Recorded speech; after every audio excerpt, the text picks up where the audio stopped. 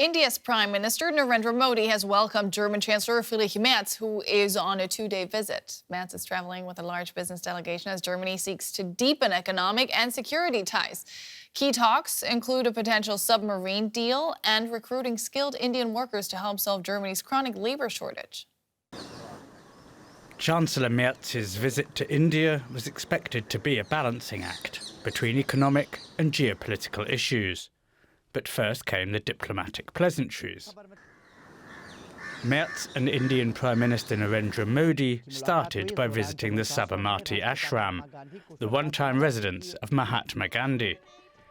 They then attended the International Kite Festival, marking the transition from winter to summer, flying kites from their open-top car. But it wasn't all kites and smiles. There was business to be done. They signed several agreements, including bilateral defence, critical mineral extraction, recruitment for the German healthcare system, and green and renewable energy. The close cooperation between economies like India and Germany is very important for humanity. Our bilateral trade has reached its highest level, exceeding the $50 billion mark. The sticky topic of Russia inevitably reared its head. India is one of the world's largest arms importers, with more than a third coming from Russia. That share is declining, and Germany hopes to reduce it further. One of the biggest deals, some €8 billion, would see German engineering firm ThyssenKrupp construct 6 submarines for the Indian Navy, and it would include technology transfer for submarine production for the very first time. Amid an uncertain geopolitical reality, Europe is eyeing the US more warily than ever and is looking for more reliable partners. Particularly in view of the profound geopolitical changes and upheavals in the world, we share a fundamental interest in deepening our strategic partnership.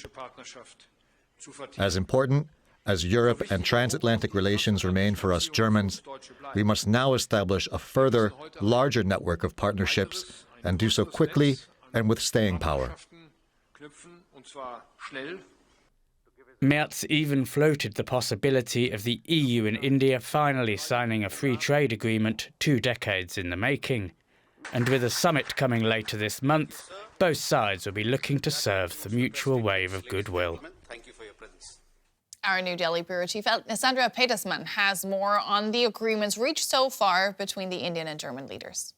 Total 19 documents were signed today, and in fact the most important one is the one called Joint Declaration of Intent on Strengthening the Bilateral Defense and Industrial Production. It's a very long name. What does it mean? It means that both sides have agreed to intensify their military ties, to intensify the joint development and production of military hardware. And there's one very concrete example pending that is relating to submarines. Germany stands at the ready to build 6 submarines for India's Navy, and to do so in India, which of course comes with a component of technology transfer. This deal is very close to the finishing line, although not signed yet, and it stands at a worth of €8 billion.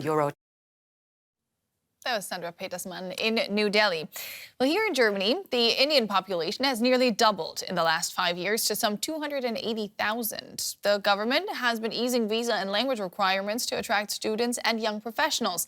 DW's Shalu Yadav traveled to the northern Indian state of Haryana to meet students preparing to leave for Germany. They've got working German and are raring to go to Deutschland. These young Indians are preparing to join Germany's vocational training system that combines studies with practical experience on the job. Die Mülltonnen können von Ort zu Ort unterschiedlich sein, aber generell gibt es folgende. It's not just the language, they're also learning about German culture and lifestyle.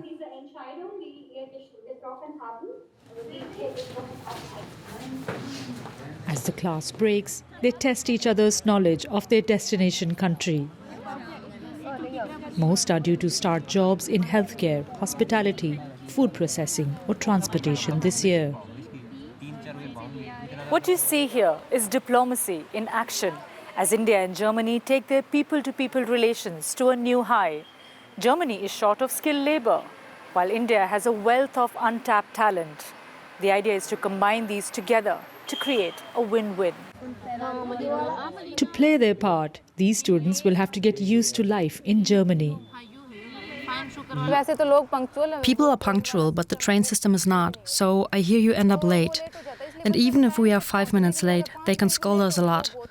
Then they may judge us based on that. And on top of that, the weather in Germany is always cold, cold, cold. That's not good. I don't like it. Germans drink a lot of beer. They believe in enjoying their lives. The people here are very stressed. I would love to go to Germany. I'll